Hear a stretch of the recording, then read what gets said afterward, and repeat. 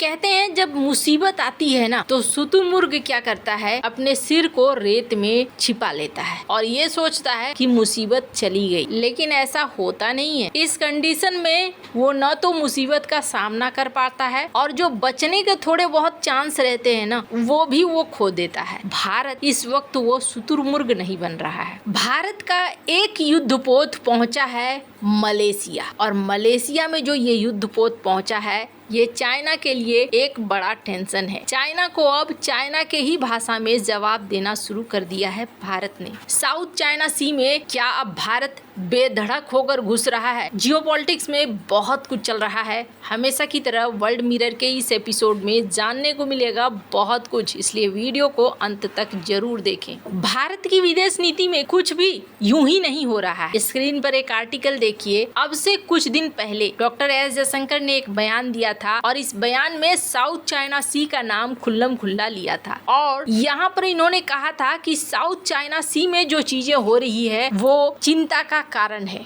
गहरी चिंता का कारण है, इसलिए यहाँ पर बलपूर्वक कोई कार्रवाई नहीं होनी चाहिए। डॉक्टर एस जयशंकर का ये बयान चाइना को बहुत बुरा लगा होगा। भारत ने इस बात को कहा, ये एक बड़ा इशारा है चाइना को, पर इससे भी बड़े दो काम भारत ने अब कर दिए हैं, वो भी साउथ चाइना सी में। स्क्रीन पर एक देश देख रहे हैं, ये देश है मलेशिया। मलेशिया देश का जो लोकेशन है वो लोकेशन बहुत ही ज्यादा खास है, इतना खास कि खुद मलेशिया को इस बात का एहसास है कि वो मलक्का स्ट्रेट के एक हिस्से पे बसा हुआ है। अब आप समझ सकते हैं ये वो जगह है जहाँ से चाइना का 80% व्यापार होता है। और ये जो चाइना है ना अपने 9 डैश लाइन में अटका हुआ है और इस 9 डैश लाइन के चक्कर में इसके झगड़े किससे नहीं है, इसके झगड़े फिलीपींस से भी है, इसके वियतनाम से भी है, इसके इंडोनेशिया से भी हैं और इसके मलेशिया से भी हैं। ये इनके पानी के इलाकों को अपना कहता रहता है। अब भारत ने यहाँ एंट्री लेनी शुरू कर दी है। अक्सर ये देखने को मिलता था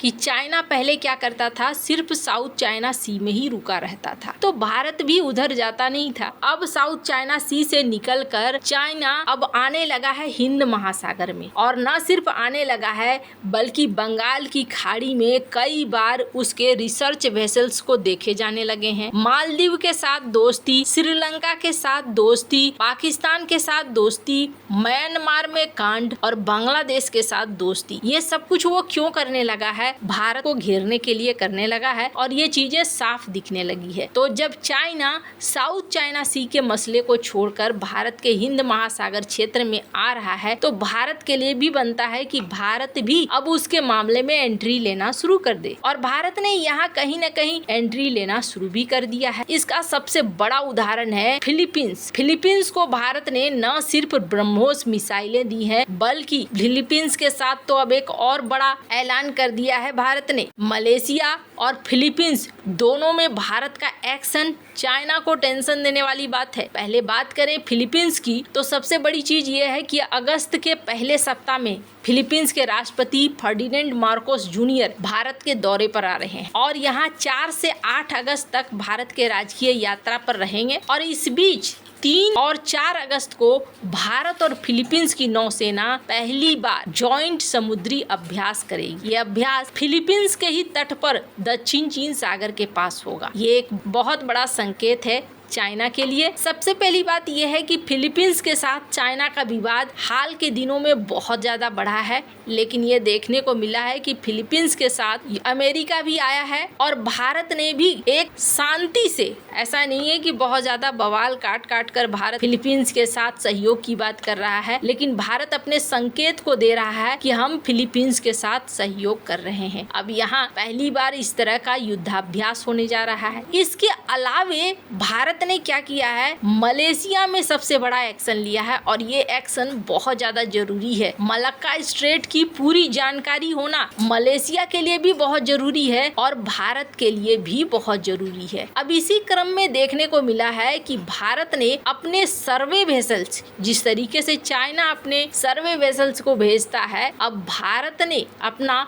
स्वदेशी डिजाइन और निर्मित INS संधायक को 16 से 9 जुलाई तक मलेशिया मलेशिया के पोर्ट क्लेंग में अपनी पहली यात्रा के लिए भेजा है। स्क्रीन पर इन तस्वीरों को आप देख सकते हैं। इस यात्रा का उद्देश्य क्या है? इस यात्रा का उद्देश्य भारत और मलेशिया के बीच हाइड्रोग्राफिक सहयोग को बढ़ाना है। अब ये चीज है क्या? पानी के अंदर, पानी के नीचे क्या है, किस तरीके के रास्ते हैं, खनिज है या और भी कुछ है, इन सारे इंफॉर्मेशन को भारत भी हासिल करेगा और भारत मलेशिया को भी देगा। 16 से 19 जुलाई तक के लिए ये इस इलाके में रहा। इसने समुद्र में हाइड्रोग्राफिक सर्वेक्षण किए, समुद्री विज्ञान डेटा जुटाया और भी कई सारे काम यहाँ पर किए गए हैं। इसके बाद कहा जा रहा है कि जो रिजल्ट आया है इस इलाके का, उस इलाके को मलेशिया के साथ भी साझा किया है और खुद भी भारत को इसका इंफॉर्मेशन मिला है। भारत के लिए ये बहुत ज्यादा जरूरी है और मलेशिया के लिए भी जरूरी है, क्योंकि मलेशिया के पंगे चाइना के साथ ऑलरेडी पहले से हैं। INS संधायक ने अब भारत की क्षेत्रीय रणनीति को बढ़ाना शुरू कर दिया है। इस तरीके के हाइड्रोग्राफिक सहयोग चाइना किया करता है और कई बार भारत के आसपास अपने जहाजों को भेज दिया करता है, लेकिन अब भारत ने यहाँ एक्शन लेना शुरू कर दिया है। अब बहुत सारे लोग सोचेंगे कि भारत उकसाने का काम कर रहा है, तो मैंने पहले ही कहा है कि शुतुरमुर्ग बनने से कोई फायदा नहीं है। इसलिए कोई फायदा नहीं है क्योंकि चाइना को जो करना है वो करेगा, चाहे आप शुतुरमुर्ग बनकर सिर अंदर रखें या बाहर रखें। अगर बाहर रखेंगे तो बचने के कुछ चांस होंगे। वही भारत है जो बाहर रख रहा है और बाहर सर रखते हुए अपने आप को मजबूत भी कर रहा है। इसका एक बड़ा एग्जाम्पल देखिए, स्क्रीन पर एक वीडियो देख रहे हैं। हाल ही में एक युद्धपोत को शामिल किया गया है और ये युद्धपोत है INS निस्तार, जो कि सबमरीन्स के लिए खास तौर पर सपोर्ट वेसल्स है, यानी एक पनडुब्बी बचाव पोत की तरह है। स्क्रीन पर इस वीडियो को देख सकते हैं आप।